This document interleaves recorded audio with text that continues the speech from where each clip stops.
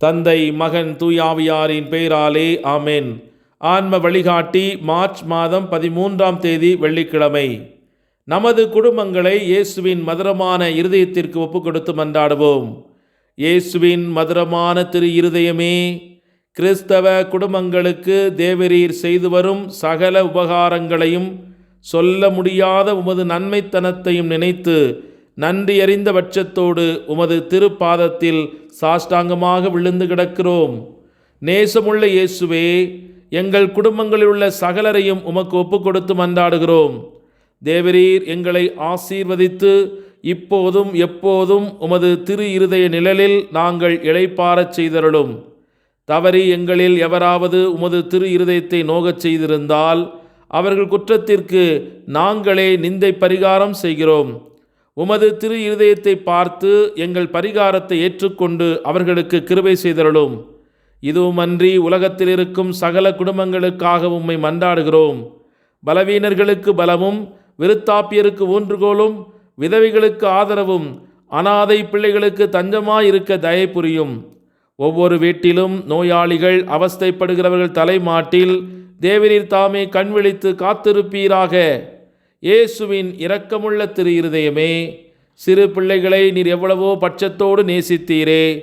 இந்த பங்கில் உள்ள சகல பிள்ளைகளையும் உமக்கு ஒப்பு கொடுத்து மன்றாடுகிறோம். அவர்களை ஆசீர்வதியும். அவருடைய இருதயத்தில் விசுவாசத்தையும் தெய்வ பயத்தையும் வளரச் செய்யும். ஜீவிய காலத்தில் அவர்களுக்கு அடைக்கலமாகவும் மரண சமயத்தில் ஆறுதலாகவும் இருக்கும்படி உம்மை மன்றாடுகிறோம். திவ்ய இயேசுவே, முறை முறையாய் உமது திரு சிநேகத்தில் ஜீவித்து மரித்து நித்திய காலமும் எங்கள் குடும்பம் முழுவதும் உம்மோடு இளைப்பாற கிருபை புரிந்தருளும். ஆமேன். மார்க் நற்செய்தி 12வது அதிகாரம் 29 முதல் 30 முடிய உள்ள இறைவார்த்தைகள். அதற்கு இயேசு, இஸ்ரவேலே கேள், நம் ஆண்டவராகிய கடவுள் ஒருவரே ஆண்டவர். உன் முழு இதயத்தோடும் முழு உள்ளத்தோடும் முழு மனத்தோடும் முழு ஆற்றலோடும் உன் ஆண்டவராகிய கடவுளிடம் அன்பு கூர்வாயாக என்பது முதன்மையான கட்டளை. இது கிறிஸ்து வழங்கும் வாழ்வு தரும் நற்செய்தி. கிறிஸ்துவே உமக்கு புகழ். சிந்தனை: இயேசு ஏன் சிலுவையில் கொடூரமாக பாடுபட்டு இறந்தார் என்ற கேள்வியை இன்று நாம் தியானிக்கவிருக்கிறோம். 2004 ஏப்ரல் மாதம் 12ஆம் தேதி அன்று மெல் கிப்சனின் பரவலாக பாராட்டப்பட்ட திரைப்படமான தி பேஷன் ஆஃப் கிரைஸ்ட் வெளியான பிறகு டைம்ஸ் பத்திரிகையில் ஏன் இயேசு இறக்க வேண்டியிருந்தது என்ற முன்னணி கட்டுரை வெளியிடப்பட்டது. அடிப்படை காரணம் இதுதான்: கடவுளின் எல்லையற்ற நீதிக்கு எதிரான பாவத்திற்கு மனிதன் மட்டுமே பரிகாரம் செய்ய முடியாது. ஒரு கடவுள் மனிதனால் மட்டுமே அதை செய்ய முடியும். மேலும் கடவுள் மனிதனாகிய இயேசு தனது துன்பம் மற்றும் மரணத்தால் அந்த பரிகாரத்தை செய்தார். நம் மீதுள்ள பரிபூரண அன்பினால் இயேசு நமக்கு தகுதியான தண்டனையை அவர் மீது ஏற்றுக்கொண்டார். இவ்வாறு நம் இடத்தில் துன்பப்பட அவர் விருப்பம் தெய்வீக நீதியின் தராசுகளை சமநிலைப்படுத்தியது. கடன் இப்போது செலுத்தி முடிக்கப்பட்டுவிட்டது. அவரது அன்பு அதற்கு விலையாக கொடுக்கப்பட்டது.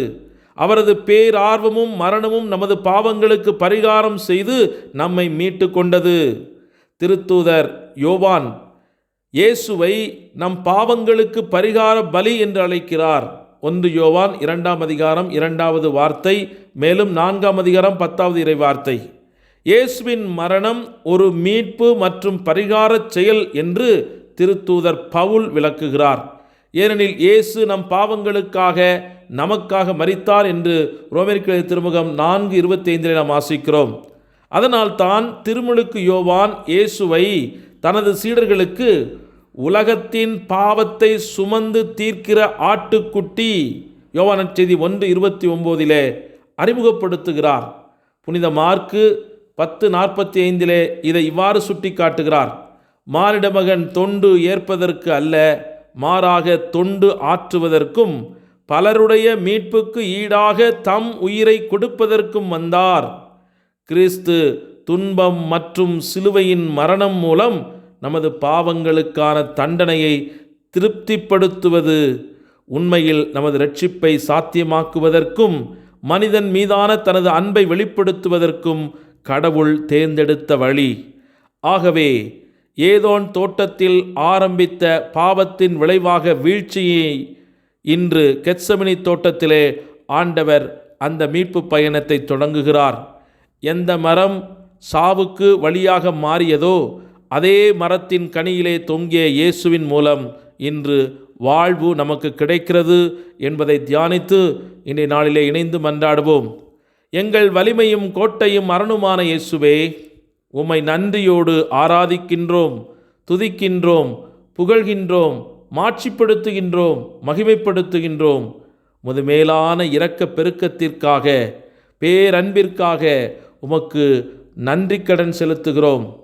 ஆண்டவர் மீது நம்பிக்கை கொண்டோரை நீரோடையோரம் நடப்பட்ட மரம் போல் செழித்து வளர்வார்கள், பருவ காலத்தில் கனி தருவார்கள், எந்த கால சூழ்நிலைக்கு ஏற்ப தங்களை தகவமைத்துக் கொள்வார்கள் என்ற இறைவார்த்தைக்கு ஏற்ப நாங்கள் உம்மில் வேரூன்றியவர்களாக பசுமையான மரம் போன்று எங்கள் வாழ்வு எல்லா நிலைகளிலும் செழிக்கவும், இவ்வுலகில் உமது தூய ஆவியின் கனிகளான அன்பு, மகிழ்ச்சி, பொறுமை, பரிவு, நன்னயம், நம்பிக்கை, கனிவு, தன்னடக்கம் போன்ற கனிகளை எல்லோருக்கும் கொடுக்கவும், எங்கள் வாழ்வில் வரும் புயல் காற்றுக்கள், வறண்டு போன நேரங்களான துன்பங்கள், சோதனைகள், வேதனைகள் வரும் வேளையில் எங்களுக்கு வலுவூட்டுகிற உம்மை மட்டுமே பற்றி கொண்டு வாழவும் வரம் தாரும்.